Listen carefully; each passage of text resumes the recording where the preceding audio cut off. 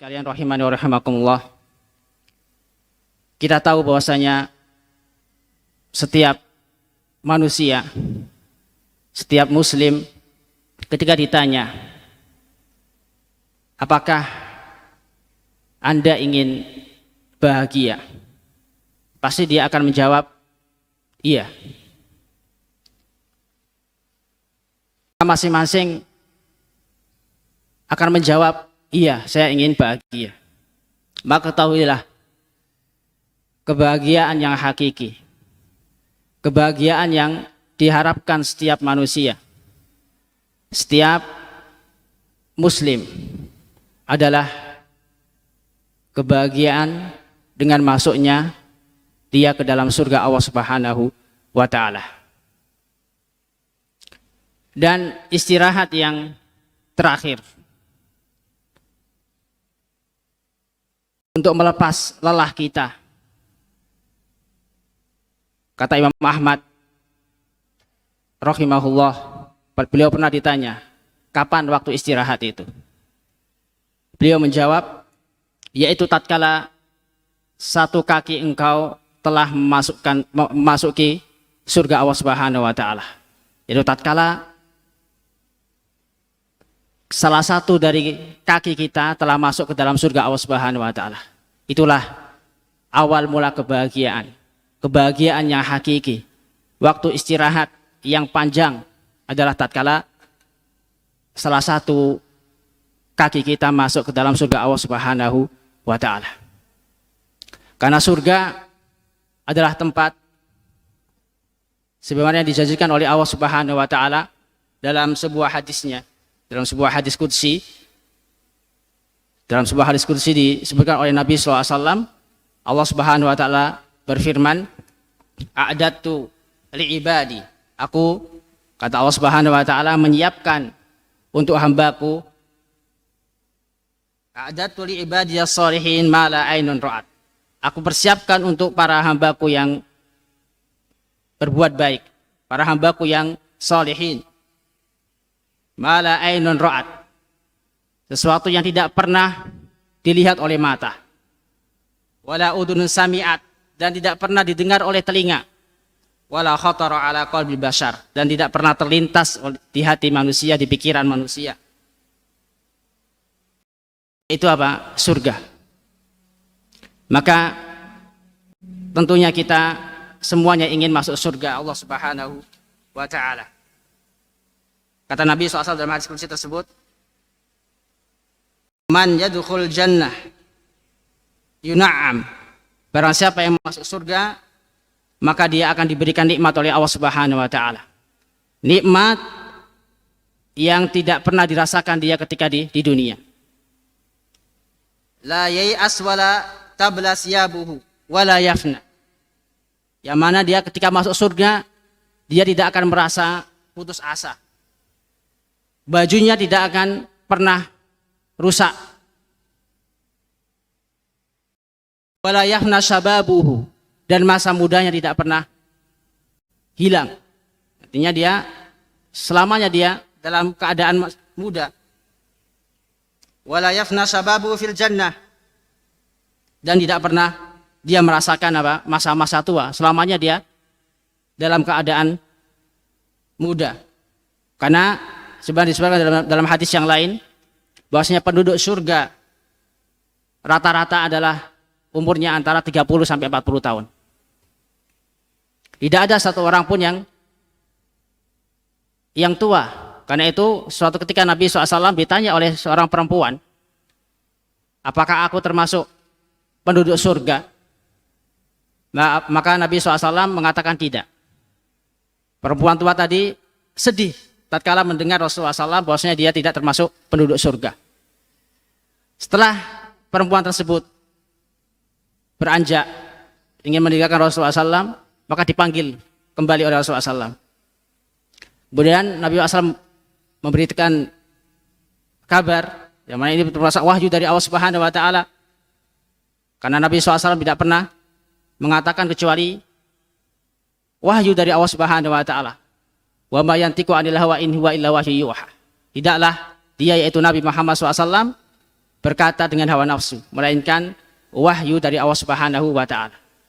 Maka Nabi SAW kabarkan kepada perempuan tua tadi bahwasanya penduduk surga itu tidak ada yang tua.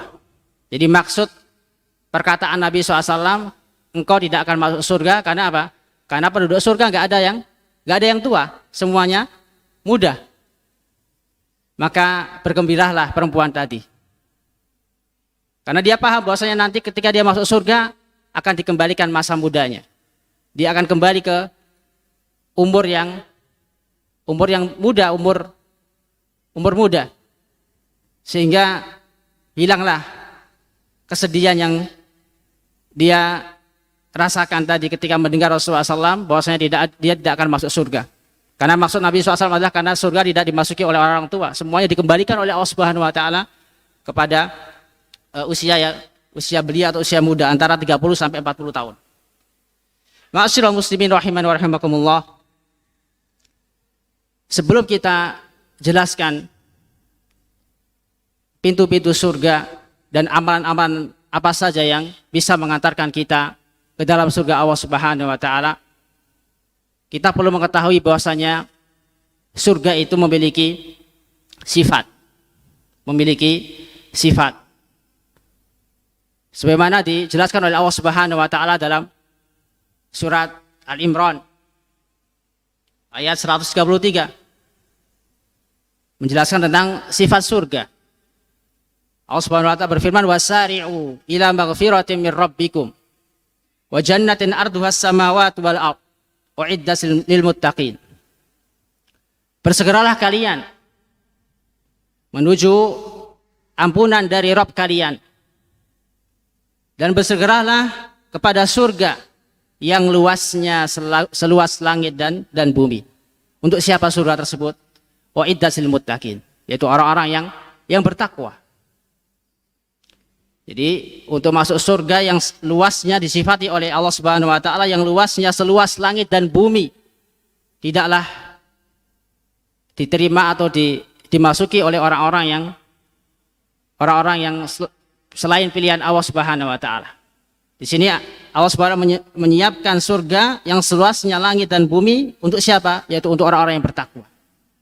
Untuk orang-orang yang bertakwa. Maka dalam ayat ini dijelaskan di antara sifat surga adalah surga luasnya adalah seluas langit dan bumi. Bahkan dalam hadis yang sahih dijelaskan bahwasanya pintu surga, jarak antara pintu surga dengan pintu surga yang lain, antar kusennya itu seluas Mekah dan Hajar atau Busar. Baina Misra'i al-bab al-wahid kama baina Makkah wa Busra. Antara pintu yang satu dengan pintu yang lain itu antara Mekah dan Busra.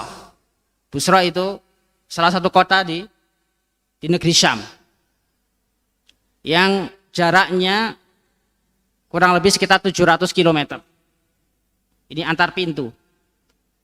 Antar pintu surga luasnya seluas Mekah sampai Busr, yaitu salah satu kota di antara kota di negeri Syam. Wa yasiru raqib bainal misra'ain 40 aman. Orang yang berkendara menaiki onta atau menaiki kuda atau berkendara melakukan perjalanan antara Mekah dengan Busra waktu itu sepanjang 40 tahun. 40 tahun. Jadi digambarkan oleh Rasulullah SAW begitu luasnya surga sampai antar pintunya saja kalau kita berjalan dari ujung ke ujung itu sampai 40 tahun. 40 tahun. Luar biasa begitu luasnya surga yang itu disiapkan oleh Allah Subhanahu wa taala bagi orang-orang yang bertakwa. Mudah-mudahan Allah Subhanahu wa taala menjadikan kita termasuk penghuni surga. Dan dalam surat Az-Zumar dijelaskan bahwasanya surga itu memiliki pintu. Allah SWT berfirman, wasiqal ladzina taqaw rabbahum ilal jannati zumara hatta idza ja'uha wa futihat abwabuha wa qala lahum khazanatuha salamun alaikum.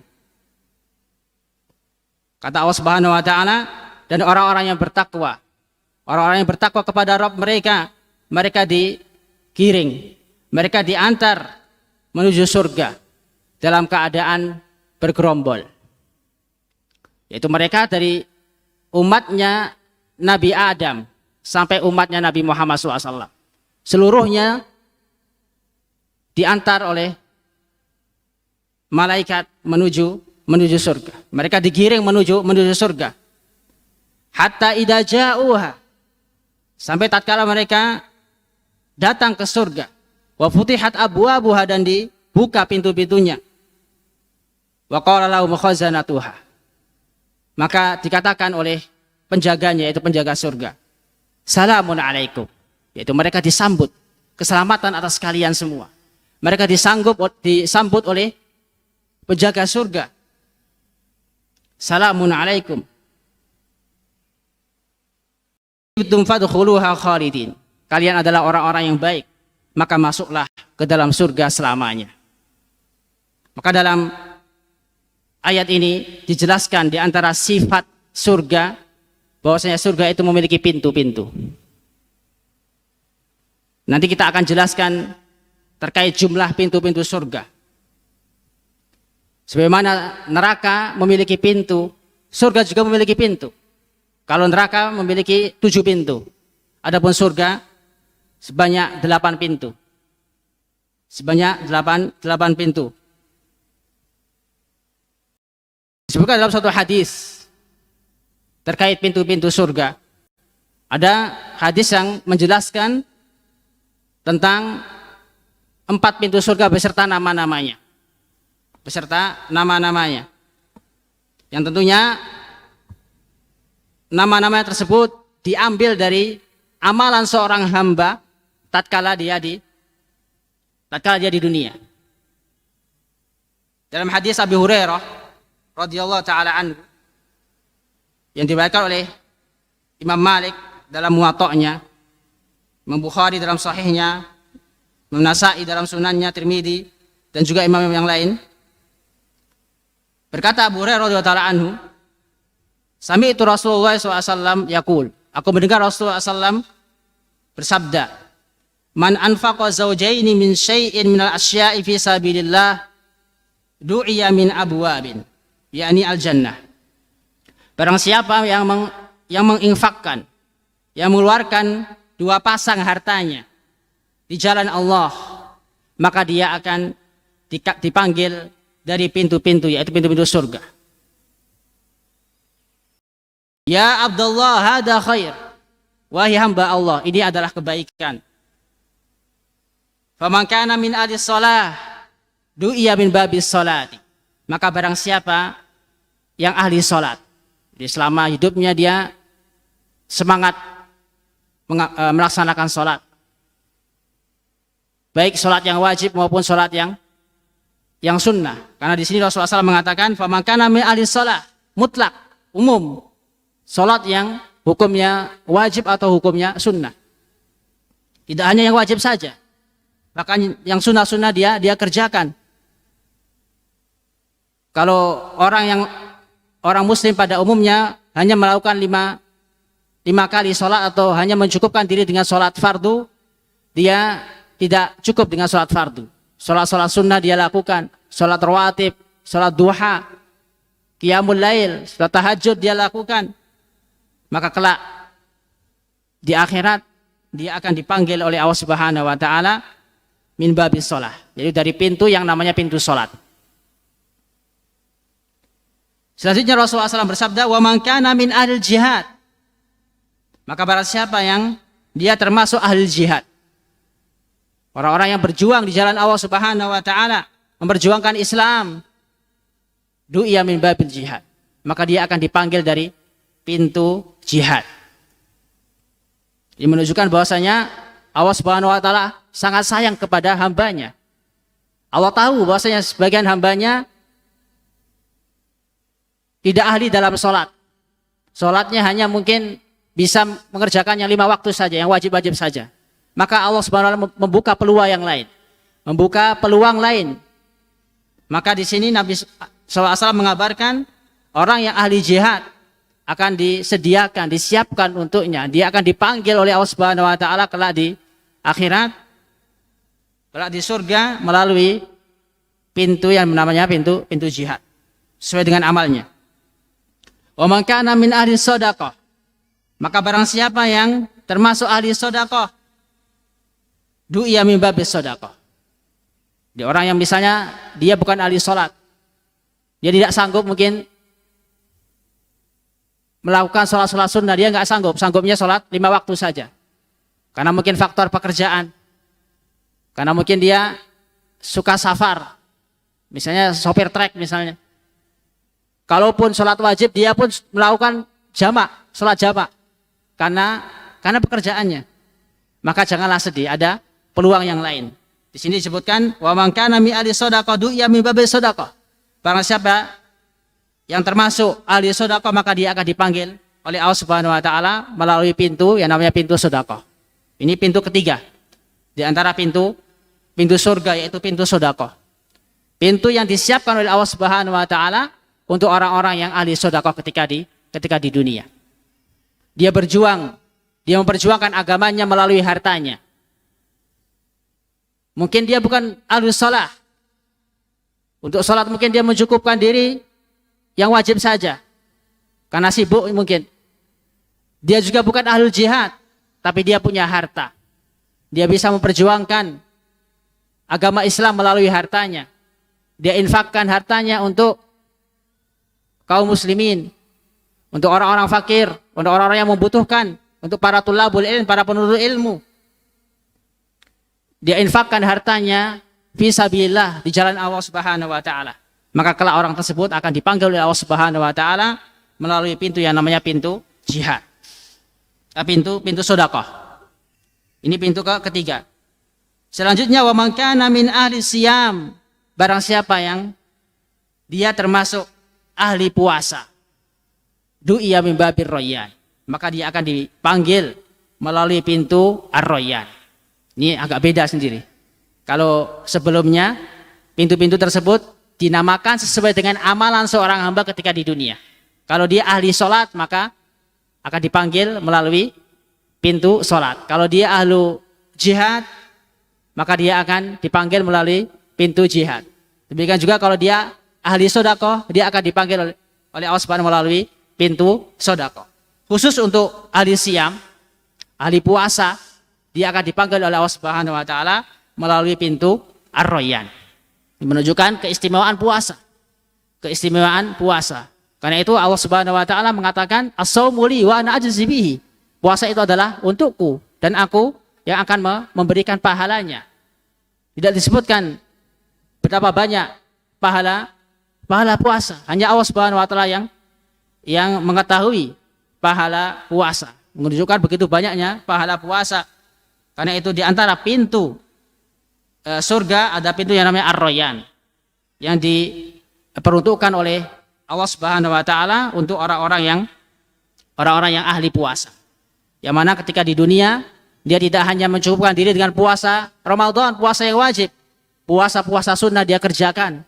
Baik Senin Kamis, puasa Ayyamul Bid 3 hari setiap bulan, puasa Muharram, Tasu'a, Asyura, puasa Daud, dia kerjakan.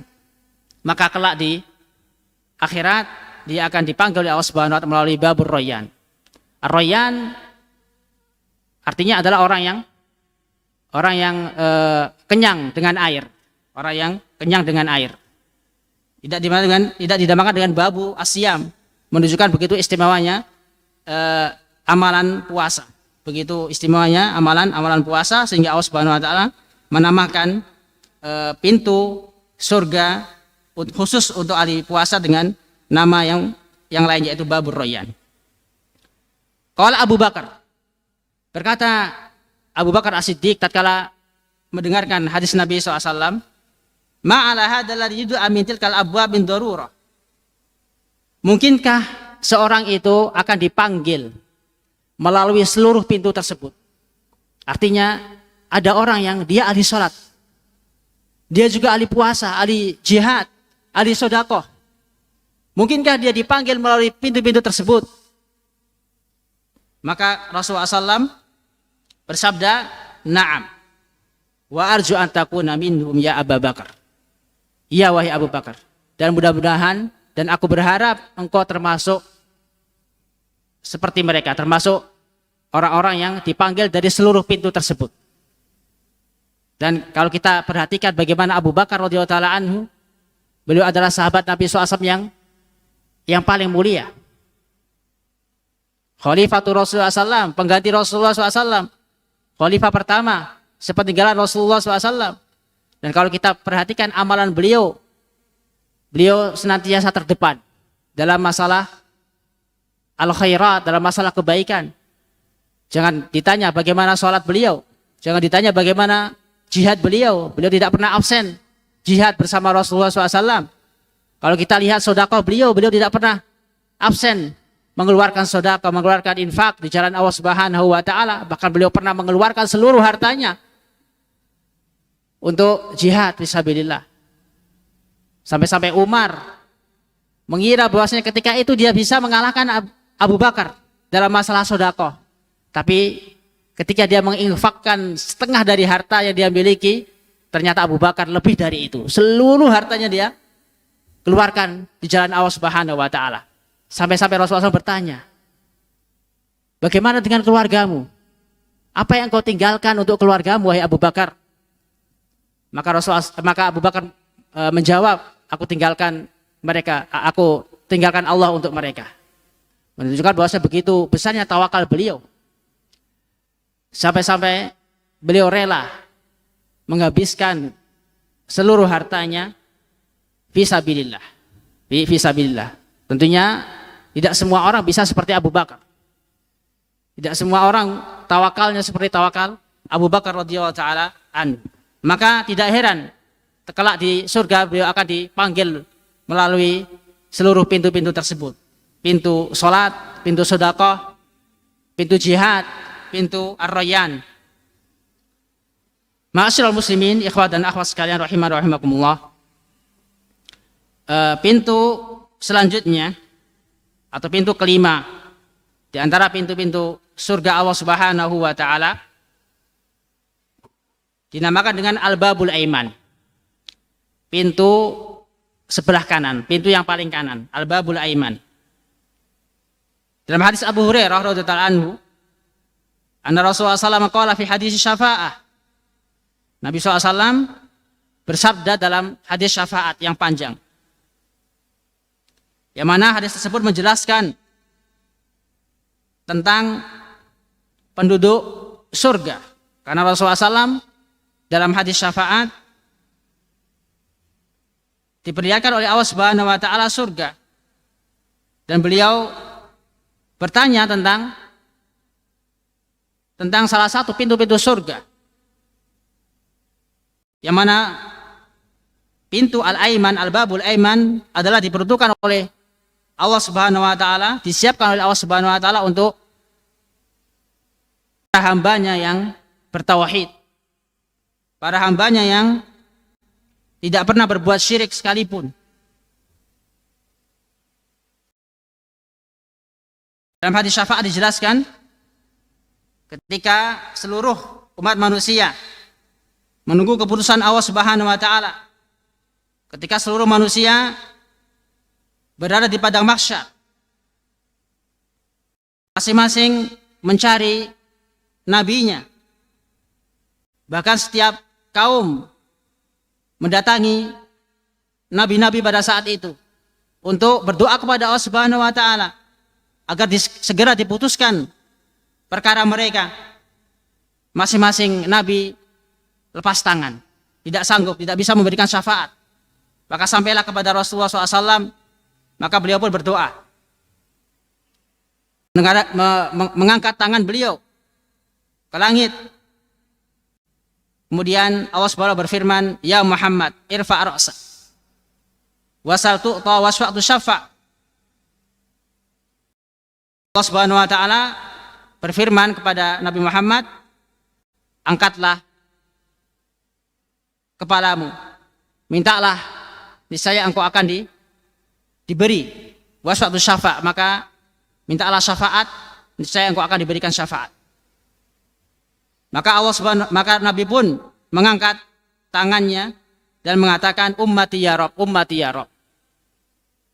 Ya Allah umatku, ya Allah umatku.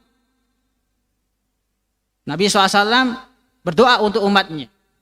Wa yuqal ya Muhammad adkhil min ummatik man la hisaba alaihim min babil aiman.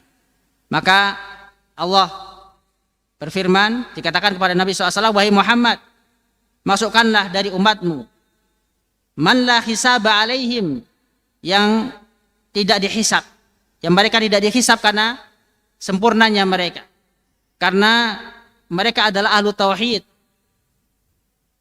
yang tidak pernah berbuat syirik. Man la hisaba alaihim, karena umat Nabi SAW kelak di akhirat ada yang terbebas dari yang namanya yaumul hisab, yang kebanyakan manusia dihisab terlebih dahulu. Sebagian umat Nabi SAW lolos dari yaumul hisab, maka dia langsung digiring, diantar ke pintu surga yang namanya Al-Babul Aiman.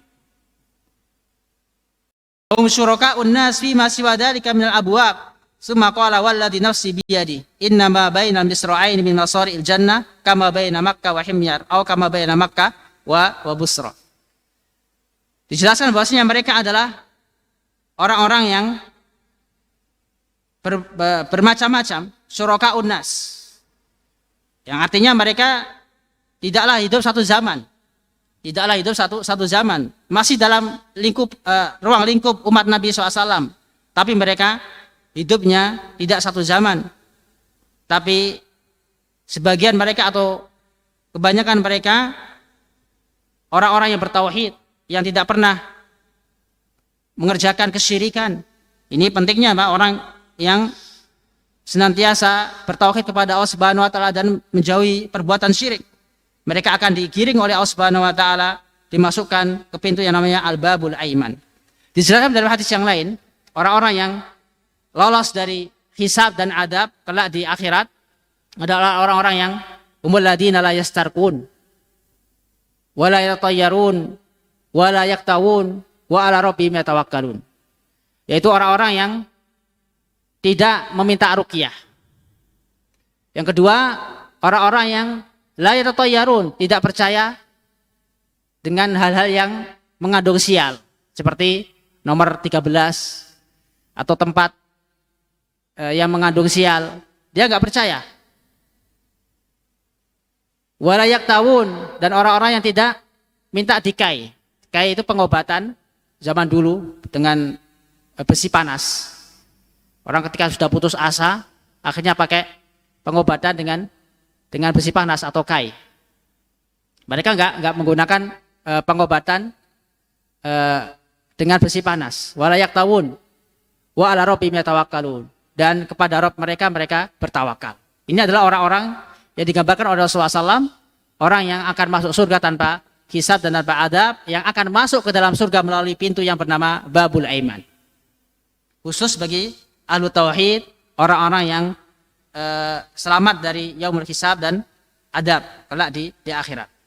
Kemudian Rasulullah SAW menjelaskan di sini tentang pintu surga. Antara pintu yang satu dengan pintu yang lain seperti jarak antara Mekah dan Himyar, atau antara Mekah dan Busra. Tadi telah kita jelaskan perjalanan antara Mekah dan Busra, atau jaraknya sekitar 700 km, kurang lebih sekitar 700 km. Saudara muslimin rahimani wa rahimakumullah, ini pintu yang kelima, khusus untuk orang-orang yang bertauhid, orang-orang yang masuk surga tanpa hisab dan tanpa adab. Selanjutnya pintu keenam di antara pintu-pintu surga dinamakan dengan Babul Walidain. pintu kedua orang tua. Maksudnya apa? Nabi SAW dalam hadis Abu Darda radhiyallahu ta'ala anhu, ada seorang datang kepada Nabi SAW. Dia berkata, innali imro'atan, sesungguhnya aku memiliki istri. Wa inna ummi ta'muruni bitolaqiha, dan sesungguhnya ibuku menyuruhku untuk mentalaknya, untuk menceraikannya. Maka Abu Darda berkata, sami'tu Rasulullah SAW yaqul, aku mendengar Rasulullah SAW bersabda, al-walidu awsatu abwabil jannah, orang tua adalah pintu surga yang paling tengah. Fa in syi'ta fa'adi dzalikal bab aw ihfadhu, jika engkau berkehendak, sia-siakan pintu tersebut, dan jika engkau berkehendak, jagalah pintu tersebut. Artinya birrul walidain, taat kepada kedua orang tua adalah wasilah untuk menggapai pintu yang namanya pintu al-walidain, pintu kedua orang tua. Maka berbahagialah bagi orang-orang yang masih ditemani kedua orang tuanya, masih ada kesempatan untuk masuk pintu surga yang dinamakan dengan babul walidain. Maka janganlah sekali-kali menghardi orang tua, durhaka kepada orang tua, karena keberadaan orang tua adalah nikmat, yang nikmat ini akan dirasakan tatkala kedua orang tua telah meninggal. Kedua pintu telah tertutup tatkala kita ditinggalkan oleh kedua orang tua kita. Maka selama mereka masih hidup, hendaklah kita berbuat baik kepada mereka. Hendaklah kita mencari ridho kedua orang tua. Jangan sampai sekali-kali perkataan kita menyakiti kedua orang tua kita. Betapa sibuknya kita, bagaimanapun kita, sempatkanlah sekali-kali kita menjenguk orang tua kita. Syukur-syukur orang tua kita mau tinggal bersama kita, sehingga kesempatan untuk berbuat bakti kepada orang tua sangat banyak sekali. Maka jangan sia-siakan kedua orang tua kita selama keduanya masih, atau salah satunya masih hidup. Karena dalam hadis ini dijelaskan bahwasanya sampai-sampai orang tua misalnya menyuruh untuk menceraikan istri, suruh oleh Rasulullah SAW untuk menghormati orang tua, melaksanakan perintah orang tua. Menunjukkan begitu besarnya pahala bagi orang-orang yang birrul walidain, yang mentaati orang tuanya. Ini pintu yang keenam, dinamakan dengan babul walidain, yaitu pintu kedua orang tua. Selanjutnya sebelumnya perlu digarisbawahi, dalam hadis ini tidak disebutkan secara sharih, secara tegas, bahwasanya Rasulullah SAW menyuruh untuk menceraikan istrinya. Hanya saja disebutkan apa? Fadilah. Fadilah apa? Fadilah memiliki kedua orang tua, memiliki salah satu atau kedua orang tua. Bahwasanya kedua orang tua atau salah satu orang tua adalah awsatu abwabil jannah. Awsatu abwabil jannah, yaitu pintu surga yang paling tengah, pintu surga yang paling tengah. Maka jangan disalahpahami, karena terkadang apa? Orang tua tidak mengetahui, punya masalah sedikit dengan menantunya, akhirnya nyuruh anaknya untuk menceraikan. Nah, ini jangan disalahpahami, karena di dalam hadis ini tidak disebutkan Rasulullah SAW menyuruh untuk menceraikan, hanya saja secara tersirat, kalau sekiranya perlu untuk dilaksanakan, maka hendaknya menuruti perintah orang tua. Kalau di situ ada maslahatnya, jelas. Kalau bisa dipertahankan, maka lebih baik dipertahankan. Yang namanya menantu dengan orang tua, terkadang terjadi cekcok, terjadi permasalahan, yang hendaknya seorang suami mampu mengelola konflik antara orang tua dengan istri. Kalau bisa jangan dicerai. Kalau bisa mendamaikan antara keduanya, dan boleh meskipun dengan cara berbohong, karena bohong itu pada asalnya tidak boleh kecuali 3 hal. Di antaranya adalah dalam rangka mendamaikan dua orang yang saling berselisih. Di antara bohong yang dibolehkan adalah bohong yang dilakukan dalam rangka mendamaikan dua orang yang saling berselisih. Selanjutnya, pintu yang ketujuh di antara pintu-pintu surga adalah bab la haula wala quwata illa billah.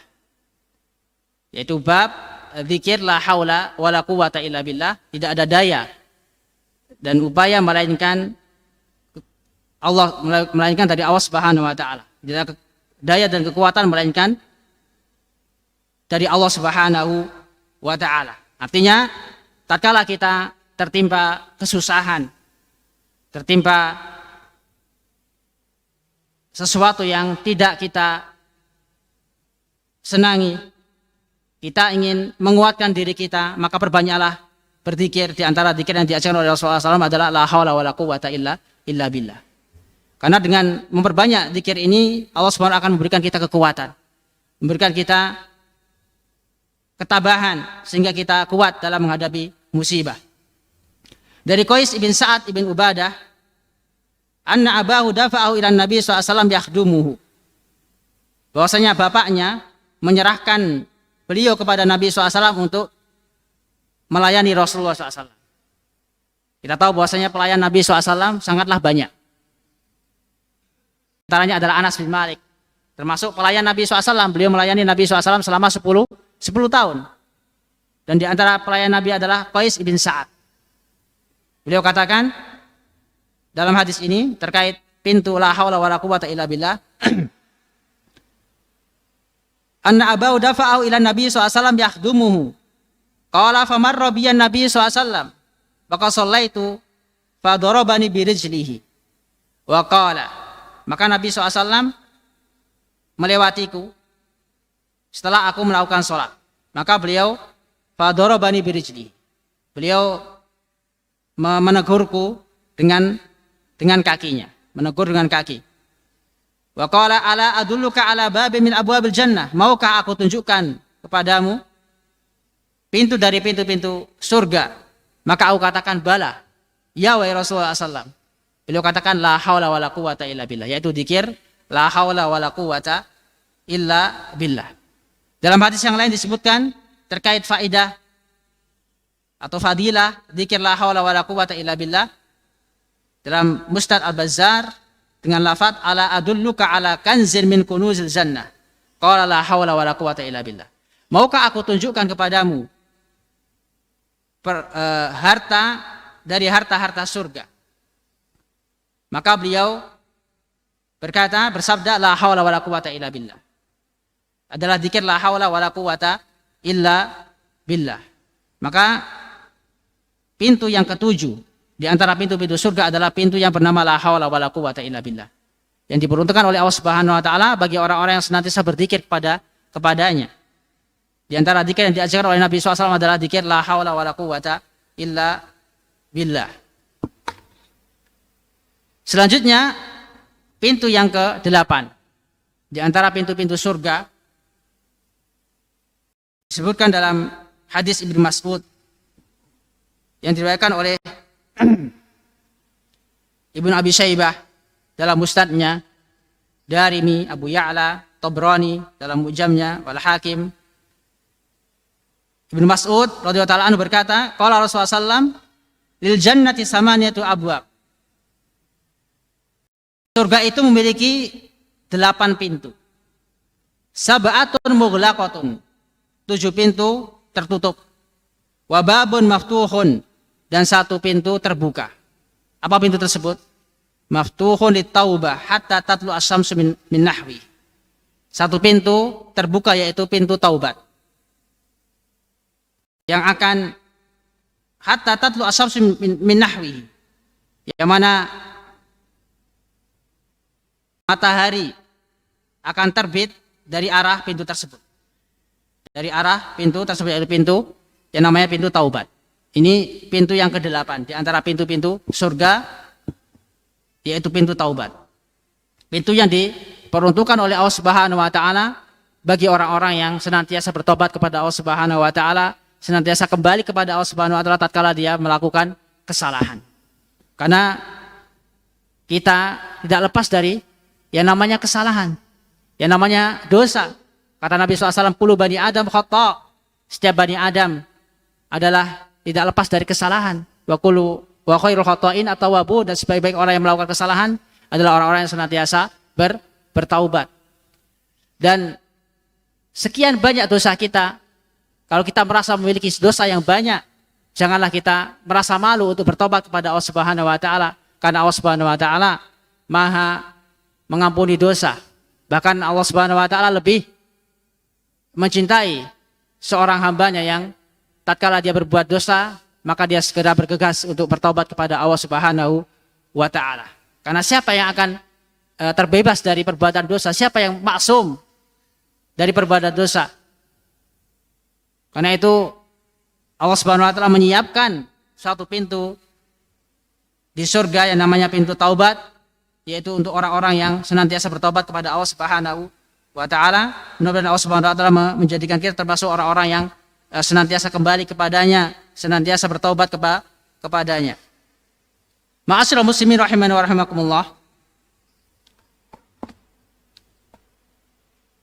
Selanjutnya dijelaskan dalam kitab ini, ada orang-orang yang dipanggil dari seluruh pintu-pintu tersebut. Bukan hanya pintu sholat, atau pintu jihad, atau pintu sedekah, atau pintu surga. Jadi ada amalan-amalan yang diantara keutamaan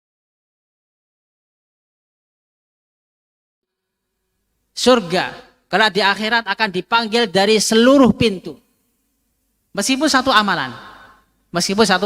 Kalau tadi dari hadis Abu Hurairah, yang di situ ada Abu Bakar ketika bertanya kepada Rasulullah SAW, apakah seorang yang melakukan seluruh amal-amal tersebut bisa dipanggil dari 4 pintu, yaitu pintu sholat, pintu jihad, pintu sedekah, dan pintu puasa? Maka beliau katakan iya.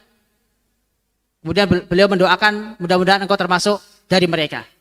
Nah, sekarang ada amalan yang apabila dilakukan oleh seorang hamba, seorang muslim secara kontinu, secara teratur, terus menerus, maka dia akan dipanggil dari 8 pintu yang dia kehendaki. Yang pertama adalah orang yang meninggal dalam keadaan bertauhid. Orang Islam yang meninggal dalam keadaan tauhid. Dari sahabat Ubadah bin Samit radhiyallahu taala anhu, beliau berkata, qala Rasulullah SAW bersabda, man qala asyhadu an la ilaha illallah. Barang siapa yang bersaksi bahwa tidak ada ilah sesembahan yang berhak diibadahi dengan benar kecuali Allah Subhanahu wa taala saja. Wahdahu la syarikalah, la syarikah, tidak ada sekutu baginya. Wa anna Muhammadan abduhu wa rasuluh, dan bahwasanya Nabi Muhammad adalah hambanya dan rasulnya. Wa anna Isa abdullahi wa ibnu amatihi wa kalimatu alqaha ila Maryam wa ruhun min, dan bahwasanya Isa adalah hamba Allah, anak dari hambanya yaitu Maryam, dan kalimat yang Allah masukkan ke dalamnya melalui Maryam dan ruh darinya. Jadi intinya dia mengimani bahwasanya Nabi Isa adalah utusan Allah, adalah hamba Allah Subhanahu wa taala, bukan Tuhan yang disembah. Wa annal jannata haqqun, dan dia mengimani bahwasanya surga adalah hak, benar adanya. Wa annan nara haq, dan dia mempercayai bahwasanya neraka adalah hak, benar adanya. Maka apa kata Allah Subhanahu wa taala? Apa kata Nabi SAW? Adkhalahu Allahu min ayyi abwabil jannati tsamaniyati sya.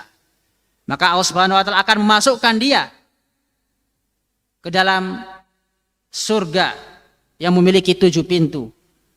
Dia akan masuk sesuai dengan kehendaknya. Min ayyi abwabil jannati as-samaniyati sya. Dia akan masuk melalui pintu-pintu surga yang jumlahnya 8 dari arah mana saja yang dia kehendaki, dari pintu mana saja yang dia kehendaki. Artinya orang yang meninggal dalam keadaan tauhid, dalam keadaan bertauhid kepada Allah Subhanahu wa taala, dalam keadaan tidak berbuat syirik, dalam keadaan mengimani bahwasanya Rasulullah adalah utusan Allah dan hambanya, dalam keadaan mengimani bahwasanya Nabi Isa adalah hambanya bukan Tuhan, dalam keadaan dia mempercayai bahwasanya surga adalah benar adanya, neraka adalah benar adanya, maka janji Allah Subhanahu wa taala, adkhalahu min ayyi abwabil jannah asamaniyata sya. Dia akan masuk ke dalam surga yang memiliki pintu 8 pintu, dia akan masuk ke pintu-pintu yang dia kehendaki, melalui pintu-pintu yang dia kehendaki. Dalam hadis yang lain dijelaskan dari hadis Umar bin Khattab radhiyallahu taala anhu, beliau mendengar Rasulullah SAW bersabda, "Man mata yu'minu billahi wal yawmil akhir." Barang siapa yang meninggal dalam keadaan beriman kepada Allah dan yaumil akhir, qila lahu, akan dikatakan kepadanya, udkhulul jannah min ayyi abwabil jannati samaniyati syi'ta. Masuklah ke dalam surga dari pintu-pintu surga yang jumlahnya 8, dari pintu-pintu yang engkau kehendaki, dari pintu-pintu surga yang 8. Artinya dia bisa masuk ke dalam pintu-pintu yang telah kita sebutkan tadi. Ada pintu sholat, ada pintu yang namanya jihad, namanya sedekah, ar-rayyan, pintu taubah, pintu la haula wala quwata illa billah, pintu al-aiman atau pintu ausat yang diperuntukkan untuk orang yang berbuat bakti kepada orang tua. Dia bebas memilih dari mana dia ingin masuk. Tapi syaratnya apa?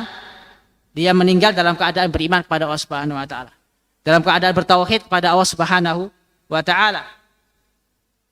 Selanjutnya di antara satu amalan yang fadilahnya adalah dia bisa memasuki 8 pintu surga yang dia inginkan, adalah orang yang berwudu dengan sebaik-baik wudu. Dia berwudu sesuai dengan wudunya Nabi SAW. Dia memperbagus wudunya sesuai dengan wudunya Nabi SAW. Jadi antara fadilah wudu, orang yang baik wudunya akan dimasukkan oleh Allah Subhanahu wa taala ke dalam surga. Dia akan masuk melalui 8 pintu yang dia inginkan. Dari Umar bin Khattab radhiyallahu taala anhu, beliau berkata, qala Rasulullah SAW bersabda, man tawaddo'a fa ahsanal wudu'a. Barang siapa yang berwudu dan dia memperbagus wudunya, summa qala, kemudian dia berdoa. Setelah berwudu dia berdoa, asyhadu alla ilaha illallah. Aku bersaksi bahwa tiada ilah sesembahan yang berhak diibadahi dengan benar kecuali Allah Subhanahu wa taala.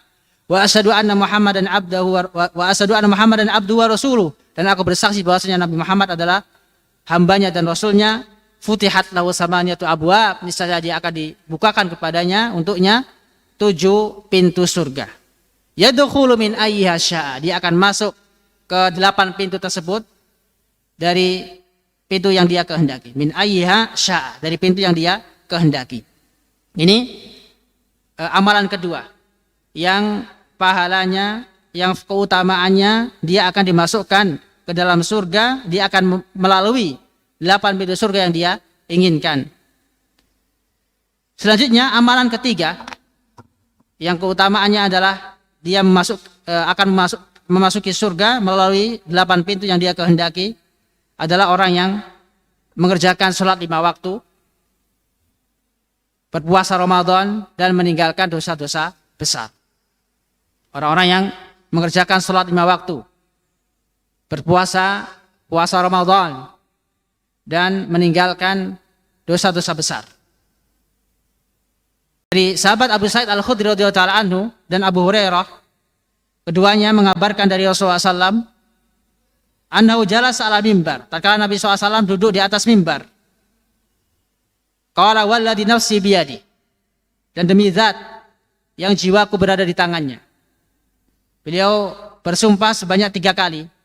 Walladzi nafsi biyadihi, walladzi nafsi biyadihi, walladzi nafsi biyadihi. Tsumma sakata. Kemudian Rasulullah SAW diam. Fa akabba kullu rajulin minna yabki hazina liyamini Rasulullah SAW.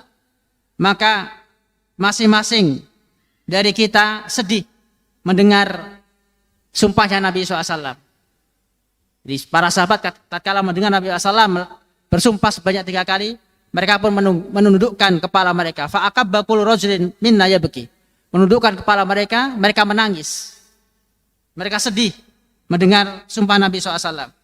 Summa qala, kemudian Nabi SAW bersabda, "Ma min abdin ya'ti shalawatil khams wa yasumu Ramadan wa yajtanibul kaba'ir as-sab' illa futihat lahu abwabul jannah yaumal qiyamah hatta annaha la tastafi." Maka barang siapa dari seorang hamba yang mengerjakan sholat 5 waktu, berpuasa di bulan Ramadan, dan meninggalkan dosa-dosa besar yang 7, para ulama berbeda-beda terkait dosa-dosa besar yang membinasakan.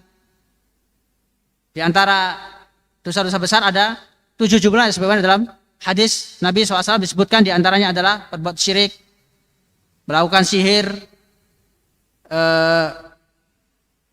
durhaka kepada orang tua, lari dari medan perang, berkhianat, ada memakan riba, memakan harta anak yatim. Ini diantara dosa-dosa besar yang disebutkan dalam hadis Nabi SAW yang jumlahnya 7. Adapun dosa-dosa besar jumlahnya banyak, bukan hanya 7. Akan tapi sebagian hadis disebutkan ada sebagian dosa besar yang jumlahnya 7. Illa futihat lahu abwabul jannah, melainkan akan dibukakan untuknya pintu-pintu surga yaumal qiyamah, kelak di hari kiamat. Kemudian Nabi SAW membacakan firman Allah Subhanahu wa taala, "In tajtanibu kaba'ira ma tunhauna an nukaffir ankum sayyi'atikum wa nudkhilkum mudkhalan karima." Jika kalian tinggalkan dosa-dosa besar yang kalian dilarang untuk mengerjakannya, niscaya kami akan hapus dosa-dosa kalian dan kami akan masukkan kalian ke dalam surga. Ini amalan yang ketiga, yaitu amalan yang bergabung dalamnya sholat 5 waktu, puasa Ramadan, dan meninggalkan dosa-dosa besar. Karena sebagian orang sholat, ahli dalam sholat, puasanya juga tidak pernah absen puasa Ramadan, tapi berbuat dosa jalan terus. Maka dosa-dosa besar dia kerjakan, maka ditakutkan dia akan diharamkan oleh Allah Subhanahu wa taala masuk surga, sampai dia dicuci oleh Allah Subhanahu wa taala ke dalam api neraka. Selama masih ada iman dalam hatinya, maka masih ada kesempatan dia masuk surga. Hadis yang lainnya menjelaskan bahwasanya sholat 5 waktu di antara sebab untuk kita masuk ke pintu-pintu surga Allah Subhanahu wa taala adalah sabda Nabi SAW dari hadis Abu Hurairah, anna Rasulullah SAW kana yaqul as-salawatul khams wal jum'atu ila jum'ah wa ramadan ila ramadan mukaffiratun ma bainahunna idza ijtunibatil kaba'ir. Salat 5 waktu, Jumat yang satu dengan Jumat berikutnya, Ramadan yang satu dengan Ramadan berikutnya, itu sebagai penghapus dosa. Dengan syarat apa? Idza ijtanabal kaba'ir. Apabila dosa besar ditinggalkan. Maka kita berdoa kepada Allah Subhanahu wa taala agar bisa ditinggalkan, agar Allah Subhanahu wa taala memberikan taufik kita, kemudahan untuk meninggalkan dosa-dosa besar. Karena surga tidaklah dimasuki oleh orang-orang yang berbuat dosa, apalagi dosa-dosa besar. Maka kita berdoa kepada Allah Subhanahu wa taala agar mensucikan hati kita, agar menghindarkan kita dari perbuatan dosa. Dan juga di antara faedah sholat adalah sholat yang bisa meninggalkan kita dari perbuatan dosa. Tanda adalah fahsya'i wal munkar, dari berbuat keji dan mungkar, yaitu sholat yang dilakukan dengan cara khusyuk, bukan sholat asal-asalan. Demikian juga puasa yang sungguh-sungguh, puasa yang sesuai dengan puasa Nabi SAW. Karena banyak dari umat muslim yang puasa tapi hanya mendapatkan dari puasanya lapar dan haus saja. Dia berpuasa tapi masih melakukan dosa besar seperti ghibah. Ghibah termasuk dosa besar. termasuk dosa besar. Karena itu di sini Nabi SAW mensyaratkan orang yang ingin masuk surga dari 8 pintu yang dia kehendaki, atau dari salah satu pintu dari pintu-pintu surga, maka hendaknya dia meninggalkan dosa-dosa besar. Karena dosa besar sebagai penghalang dia untuk masuk surga. Di antaranya, di antara amalan yang bisa memasukkan kita ke dalam surga Allah Subhanahu wa taala dari 8 pintu surga adalah hadis Utbah bin Abdi As-Sulami, annahu sami'a Rasulullah SAW yaqul, beliau mendengar Rasulullah SAW bersabda, ma min abdin yamutu lahu salasatu minal walad, tidaklah seorang hamba yang ditinggal mati 3 dari anaknya, lam yablughul hinsa, yang mana ketiga-tiganya belum mencapai usia balik, illa talaqahu min abwabil jannah thamaniya min ayyiha sya'a dakhal, melainkan anak-anak tersebut akan menyambut dia di pintu-pintu surga yang jumlahnya 8. Dia akan masuk melalui pintu tersebut yang dia kehendaki. Dia tinggal pilih sambil disambut oleh anak-anaknya yang meninggal di usia muda. Ini fadilah bagi orang-orang yang dikasih musibah oleh Allah Subhanahu wa taala berupa meninggal anaknya. Di sini disebutkan 3 orang anaknya. Dalam riwayat yang lain disebutkan 2 orang. 2 orang anaknya. Yang tentunya dia sabar tatkala ditinggal meninggal anaknya. Karena maksud dalam hadis ini adalah orang yang sabar tatkala ditimpa musibah, ketika meninggal orang yang dia cintai, buah hati yang sangat yang dia cintai, meninggalkannya, maka secara manusiawi, secara tabi'i, secara tabiat, orang tersebut pasti akan sedih. Tapi bagi orang yang sabar, yang ridha, yang menerima tentang takdir Allah Subhanahu wa taala, akan Allah Subhanahu wa taala siapkan untuknya surga. Dia akan masuk melalui 8 pintu dari 8 pintu yang dia kehendaki. Syaratnya adalah dia bersabar. Dia bersabar, dan kata Nabi SAW tentang sabar, as-sabru inda sudabatil ula. Sabar itu ketika hempasan musibah pertama kali. Maksudnya apa? Tatkala musibah terjadi, dia sabar. Karena ada orang ketika dikasih tahu apakah dia sabar, di hari pertama kematian anaknya dia sabar. Dia menangis, bahkan tidur di kuburan anaknya. Sampai hari ke-7 dia mulai melupakan anaknya. Ini bukan sabar. Ini bukan sabar. Karena itu Nabi SAW ketika melewati kuburan, beliau menjumpai perempuan yang menangis di kuburan kerabatnya, entah orang tuanya atau saudaranya. Intinya dia menangis. Maka beliau ingatkan perempuan tersebut, ittaqillah wasbiri, bertakwalah kepada Allah Subhanahu wa taala dan sabarlah. Apa kata perempuan tersebut? Apa reaksi perempuan tersebut? Ilaika anni, menyingkirlah engkau dariku. Sesungguhnya engkau tidak merasakan musibah sebagaimana yang aku rasakan. Dia nggak tahu bahwasanya menegur itu Rasulullah SAW. Yang mengingatkan itu Rasulullah SAW. Rasulullah mengingatkan dia untuk sabar, tapi malah diusir Rasulullah SAW. Maka tatkala diberitahukan bahwasanya yang mengingatkan tadi, yang menegur tadi adalah Rasulullah SAW, maka beliau pun sedih, beliau takut. Dia pun bergegas menuju ke rumah Rasulullah SAW untuk meminta maaf. Maka tatkala beliau sampai kepada rumah Nabi SAW, beliau sampaikan maaf beliau kepada Rasulullah SAW. Beliau tidak tahu bahwasanya tadi adalah Rasulullah SAW. Maka Rasulullah SAW memaafkan perempuan tadi dan mengatakan, innamas sabru inda sunabatil ula. Sesungguhnya sabar itu adalah dimulai dari hempasan pertama dari musibah. Innamas sabru inda sodamatil ula. Jadi kalau kita ditimpa musibah, maka ketika saat itulah kita bersabar. Bukan setelah 7 hari, ya biasa manusia setelah 7 hari sudah mulai lupa dengan kerabat yang meninggal, mulai bisa sabar. Semua orang bisa, tapi yang susah ketika pertama kali tertimpa musibah itu tidak setiap orang bisa sabar.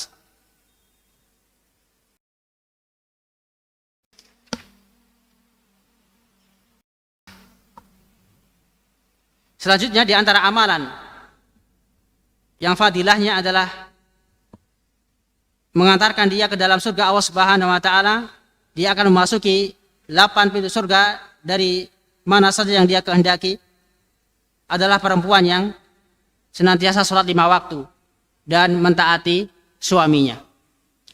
Nabi SAW bersabda, "Idza sholatil mar'atu khamsaha." Apabila seorang perempuan, seorang istri sholat 5 waktu, wa shamat syahraha, dan puasa di bulan Ramadan, wa hassanat farjaha, dan dia menjaga kemaluannya. Dia menjaga dirinya dari perbuatan zina, wa ata'at ba'laha, dan dia mentaati suaminya. Apa kata Nabi SAW? Dakhalat min ayyi abwabil jannati sya'. Maka niscaya dia akan masuk dari pintu-pintu surga yang dia kehendaki. Ini keutamaan bagi perempuan yang taat kepada suaminya. Taat kepada suaminya. Dan juga diiringi dengan ibadah kepada Allah Subhanahu wa taala. Tidak pernah meninggalkan salat 5 waktu. Tidak pernah meninggalkan Ramadan, puasa Ramadan, kecuali kalau ada halangan, kalau ada udzur seperti haid dan yang lainnya. Maka inti dari hadis ini adalah perempuan yang di samping dia salat 5 waktu, puasa Ramadan, dan melakukan ibadah yang lain, dia taat kepada suami. Karena tidak setiap perempuan bisa atau sanggup untuk taat kepada suaminya. Kebanyakan perempuan apa? Kufur. Karena itu Nabi SAW menggambarkan dalam satu hadis, pernah menjelaskan dalam satu hadis bahwasanya kebanyakan penduduk ahli neraka adalah perempuan. Karena di antara sebabnya adalah kufrun asyir. Suka mengkufuri kebaikan suaminya. Kata Nabi SAW, "Lau ra'at ihdahunna syai'an minhum qala ma ra'aitu khairan minka qat." Di antara tabiat perempuan, tatkala melihat, mendapati satu kesalahan, satu perbuatan yang tidak mengenakkan dia dari perbuatan suaminya, maka dia katakan, "Aku tidak pernah melihat kebaikan darimu. Ma ra'aitu khairan minka qat." Jadi kebaikan yang dilakukan oleh suaminya selama ini tidak dianggap olehnya. Ma ra'aitu khairan minka qat, gara-gara satu kesalahan yang dia lakukan. Maka dalam hadis ini hendaknya perempuan senantiasa taat kepada suaminya selama tidak disuruh untuk berbuat maksiat. Kata Nabi SAW, "La ta'ata li makhluqin bi maksiatil khaliq." Tidak ada taat pada makhluk dalam rangka memaksiati al-khaliq, yaitu Allah Subhanahu wa taala. Maka taat pada suami hukumnya wajib. Selama dia tidak menyuruh untuk berbuat maksiat, tidak menyuruh untuk berbuat syirik atau berbuat perbuatan yang dosa.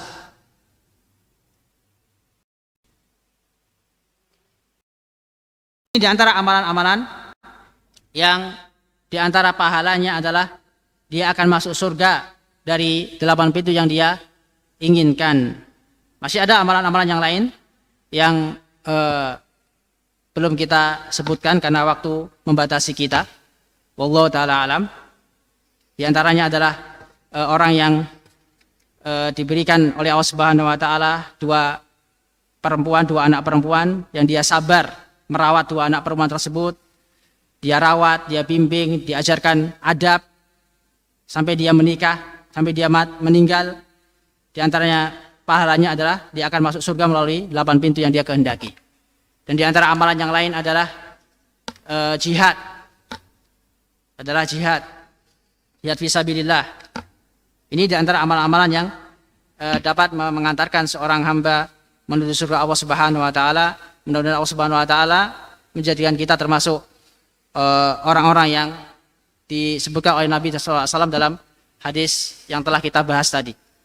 Dan semoga Allah Subhanahu wa taala memasukkan kita ke dalam surganya, bahkan surga Firdaus, surga yang paling tinggi. Dan kita senantiasa berdoa kepada Allah Subhanahu wa taala untuk dimasukkan ke dalam surga, yaitu surga Firdaus. Idza sa'altumullah fas'alul firdaus ala kata Nabi SAW. Jika engkau meminta kepada Allah Subhanahu wa taala, maka mintalah surga yang paling tinggi, yaitu surga Firdaus, berkumpul dengan Nabi sallallahu alaihi wasallam. Wallahu taala alam. Mudah-mudahan sedikit yang kita sampaikan ini mengandung manfaat, bisa kita amalkan dan semakin memotivasi kita untuk mengerjakan amal soleh dalam rangka untuk mencapai surga Allah Subhanahu wa taala, tentunya dengan ikhlas lillahi taala. Wallahu taala alam. Kita tutup dengan kafaratul majlis. Subhanallahi wa hamdika asyhadu an la ilaha illa anta astaghfiruka wa atubu ilaik. Wassalamualaikum warahmatullahi wabarakatuh. Kalau ada pertanyaan silakan.